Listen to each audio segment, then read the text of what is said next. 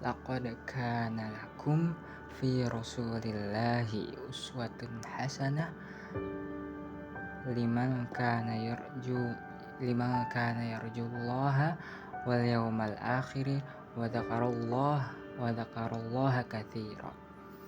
Sesungguhnya telah ada pada diri Rasulullah itu suri teladan yang baik bagimu, bagi orang yang mengharap rahmat Allah dan kedatangan hari kiamat, dan dia banyak menyebut Allah.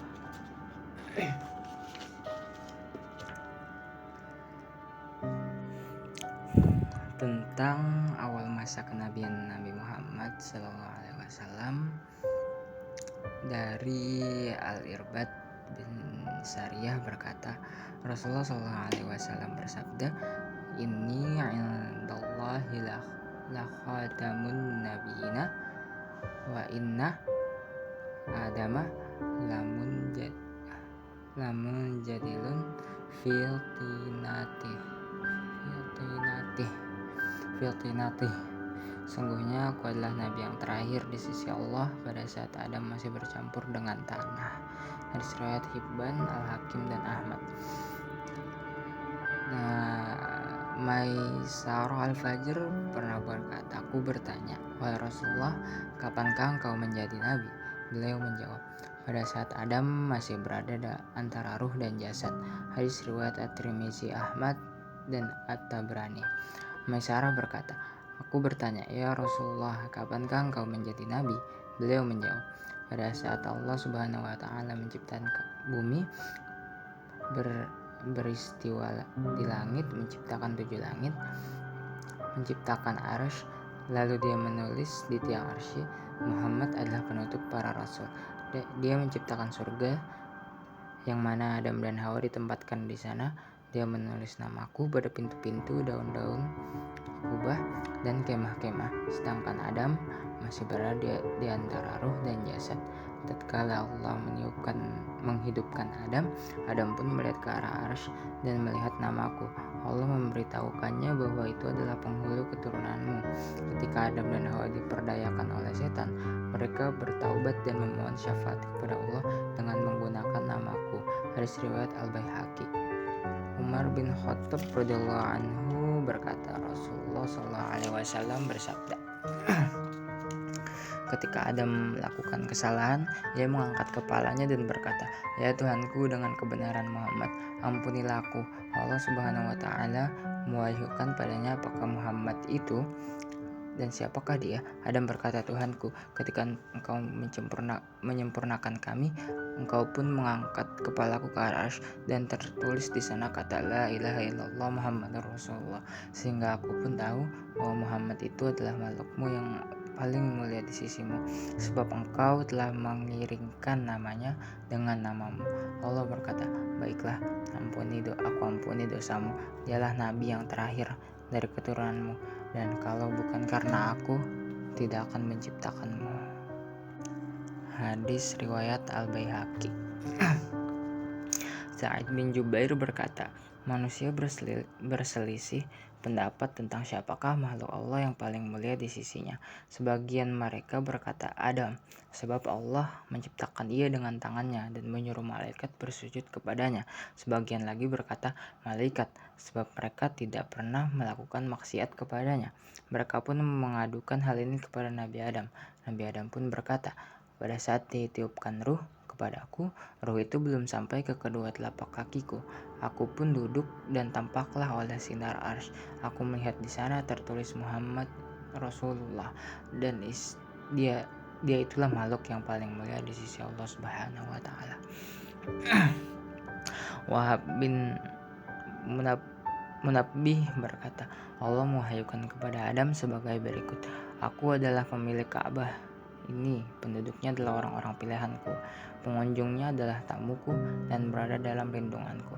Di sana terdapat rumahku yang aku penuhkan ia dengan penduduk langit dan bumi. Mereka mendatanginya berbondong-bondong dengan berambut kusut dan berlumuran debu. Mereka berteriak dengan mengucapkan tasbih. Mereka berlari dengan mengucapkan talbiyah. Mereka menangis dengan air mata mereka yang bercucuran. Siapa yang berangkat menujunya tanpa ada tujuan lain, sungguh ia telah menjengukku dan bertamu denganku, sehingga patutlah bila aku beri hadiah dengan kemuliaanku.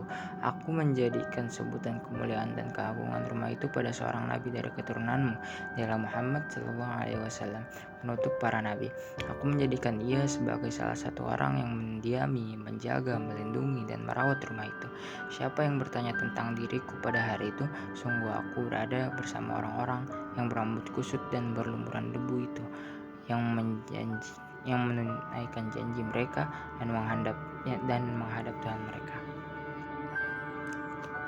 Ibnu Abbas berkata, Allah Subhanahu wa Ta'ala mewahyukan kepada Nabi Isa alaihissalam, kalau bukan karena Muhammad, aku tidak akan menciptakan Adam. Aku telah menciptakan Arsy. Lalu ia pun bergetar sehingga kutuliskan di atasnya kalimat La ilaha illallah Muhammadur Rasulullah. Ia pun diam. Asal tanah penciptaan beliau. Ka'ab al-Ahbar mengatakan, ketika Allah Subhanahu wa Ta'ala berkehendak menciptakan Muhammad Sallallahu Alaihi Wasallam, ia memerintah Jibril alaihissalam agar membawakan segenggam tanah putih yang merupakan letak tempat kuburan Rasulullah Sallallahu Alaihi Wasallam. Lalu tanah itu dicampur dengan air surga, kemudian dicelupkan ke sungai-sungai yang berada di surga dan dibawa ke sekeliling langit dan bumi. Malaikat pun mengenal Muhammad serta keutamaan beliau sebelum mereka mengenal Nabi Adam. Ketika cahaya Muhammad Sallallahu Alaihi Wasallam pada kilauan cahaya di kening Adam, Allah berkata, wahai Adam, ini adalah penghulu keturunanmu dari para nabi dan rasul. Ketika Hawa mengandung Syed, Nur Nabi Muhammad berpindah dari Adam ke Hawa, sehingga Hawa selalu melahirkan dua anak setiap kali melahirkan, kecuali ketika melahirkan Syed. Hawa melahirkannya seorang saja dengan sebab kemuliaan Nabi Muhammad SAW. Saya itu pun selalu berpindah dari seorang suci ke yang suci lainnya sampai Nabi Muhammad SAW dilahirkan. Ibnu Abbas berkata, aku bertanya, ya Rasulullah, di manakah Anda ketika Nabi Adam berada di surga? Beliau menjawab, aku berada di dalam tulang sulbi, lalu aku turun ke bumi berada di dalam sulbi Adam. Aku pun telah naik ke kapal saat aku berada di dalam sulbi ayahku Nuh. Aku pun pernah dicampakkan ke dalam api pada saat aku berada di dalam sulbi Ibrahim. Kedua orang tua aku tidak berhubungan dengan cara zina. Allah selalu memindahkanku dari sulbi-sulbi yang suci ke rahim-rahim yang suci pula. Tidak terdapat dua cabang keturunanku kecuali aku berada pada yang terbaik di antara keduanya. Allah menjanjikan kenabian untukku di dalam kitab Taurat dan dia memberi kabar tentang itu. Dia membuat namaku terkenal dalam kitab Injil. Bumi dan langit menjadi cemerlang karena wajah dan pandanganku. Hadis riwayat Al-Ajurri dan Ibnul Jauzi dalam Al-Mawdu'at. Al-Abbas berkata, ya Rasulullah, aku ingin memujimu. Beliau berkata, sebutkanlah, semoga Allah tidak akan membahagiakan gigimu. Al-Abbas menendangkan syair tersebut. Sebelumnya dirimu telah tenang berada dalam satu naungan, yaitu tempat penyimpanan di mana dedaunan menjadi penutupnya. Engkau turun ke bumi dengan wujud manusia, bukan pula gumpalan tulang atau darah, akan tetapi berapa nutfah yang berlayar di atas bahtera pada saat bumi dan penduduknya tenggelam. Engkau pun masuk ke dalam bara api. Ibrahim bersembunyi di dalamnya. Engkau berjalan di dalamnya tanpa terbakar api. Engkau berpindah dari suatu sulbi ke suatu rahim. Bila satu dunia telah terlewatkan, maka dunia lain pun tampak, sehingga sampai ke rumahmu yang terjaga itu, yaitu Khandiful ya. Pada saat engkau tiba, bumi pun menjadi terang dan ufuk menjadi bersinar dengan cahayamu. Kami pun berada dalam sinar dan cahaya itu, sehingga jalan terang pun dapat dilalui.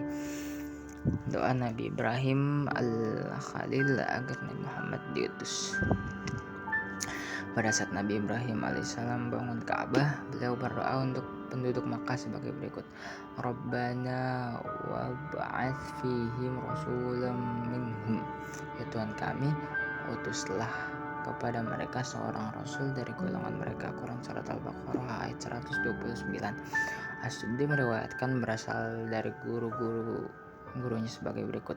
Nabi itu adalah Nabi Muhammad SAW. Al-Irbad bin Sariyah berkata, Rasulullah SAW bersabda, "Aku di sisi Allah adalah penutup para nabi, sedangkan Adam pada waktu itu masih bercampur dengan tanah.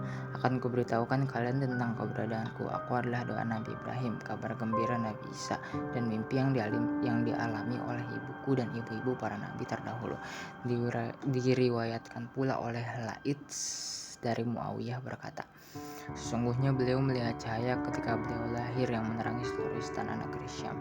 Nama beliau dan umat beliau yang disebutkan di dalam kitab Taurat dan Injil serta pengakuan ulama ahli kitab tentang hal itu." Allah Subhanahu wa taala berfirman, "Alladzina yattabi'una ar-rasulan nabiyyal ummiyal ladzi yajiduna maktuban indahum fit Taurati wal Injil," yaitu orang-orang yang mengikut Rasul Nabi yang ummi yang namanya mereka dapati tertulis di dalam Taurat dan Injil yang ada di sisi mereka. Quran Surat Al-A'raf ayat 157. Bahwa yang dimaksud pada ayat ini adalah orang-orang yang mengetahui sifat ciri-ciri beliau. Firman Allah yang menyuruh mereka mengerjakan yang ma'ruf, yang dimaksudkan adalah kemuliaan akhlak dan silaturahmi.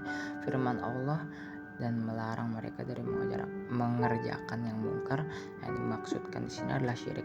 Firman Allah dan menghalalkan bagi mereka segala yang baik, yang dimaksudkan adalah apa yang dianggap baik oleh orang Arab.